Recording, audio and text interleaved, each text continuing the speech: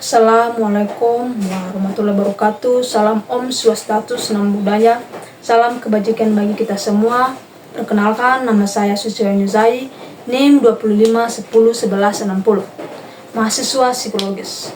Saya akan menyampaikan pidato secara singkat untuk memenuhi tugas UAS mata kuliah pengantar filsafat yang saya hormati dosen pengampu Ibu Carla Mersa, SPSI, MSc, dan teman-teman psikologi yang saya cintai. Pertama-tama, marilah kita panjatkan puji serta syukur kehadiran Tuhan Yang Maha Esa, karena dengan berkat dan rahmat-Nya kita diberi kesehatan hingga saat ini.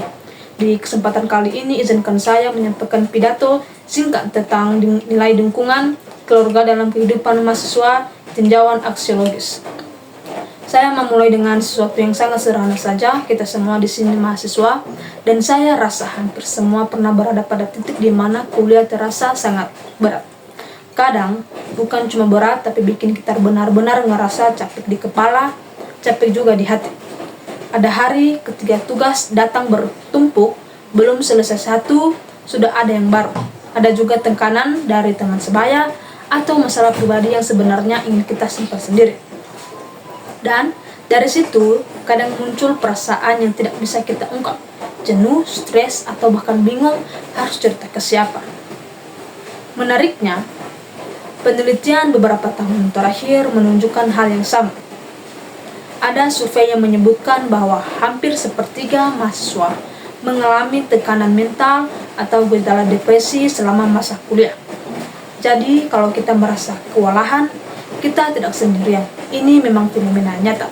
Nah, dari banyak faktor yang membuat mahasiswa tetap bertahan, nama keluarga selalu muncul, dan saya pikir itu bukan kebetulan. Ada penelitian yang bilang bahwa mahasiswa yang merasa dekat dengan keluarganya atau minimal merasa diperhatikan punya tingkat stres lebih rendah dan lebih cepat pulih saat menghadapi yang namanya tekanan. Sekarang, mari kita lihat dari sisi filsafat, khususnya aksiologi, cabang yang mengatakan soal nilai. Di sini ada tokoh namanya Max Scheler. Scheler menjelaskan bahwa nilai itu bertingkat. Ada nilai yang sifatnya rendah, misalnya rasa nyaman, lalu nilai kehidupan, dan ada nilai yang lebih tinggi seperti cinta, kepedulian, dan hubungan yang muncul dari ketulusan. Kalau memakai kacamata Scheler, dukungan keluarga masuk ke nilai yang lebih tinggi. Itu kenapa? Karena dukungan keluarga tidak berdiri pada keuntungan atau imbalan.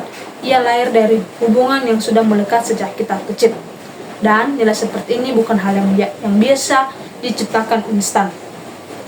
Coba pikirkan hal kecil yang terjadi pada kita.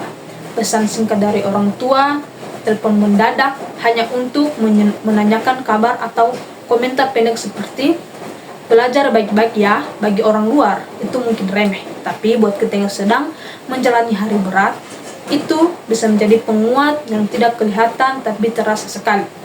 Penelitian modern pun mendukung hal ini. Mahasiswa dengan dukungan keluarga cenderung punya resiliensi lebih kuat. Mereka lebih mudah bangkit dari kegagalan atau tekanan. Dan resiliensi ini bukan sesuatu yang bisa diajarkan dalam kelas. Ini banyak tumbuh dari lingkungan yang memberi rasa aman. Karena itu ketika kita melihat dukungan keluarga dari perspektif aksiologi dan data nyata, kita bisa melihat bahwa nilai dukungan itu bukan sekedar hal emosional. Ia punya dasar filosofis dan efek psikologi yang nyata.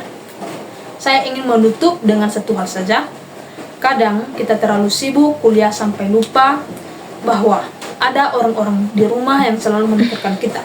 Mereka tidak selalu menunjukkan dengan cara besar, tapi perhatian kecil yang mereka berikan, sekecil apapun, mungkin adalah hal yang membuat kita kuat sampai sekarang. Sekian pidato singkat yang dapat saya sampaikan. Kurang lebihnya saya mohon maaf. Semoga apa yang saya sampaikan dapat bermanfaat bagi kita semua. Terima kasih. Wassalamualaikum warahmatullahi wabarakatuh.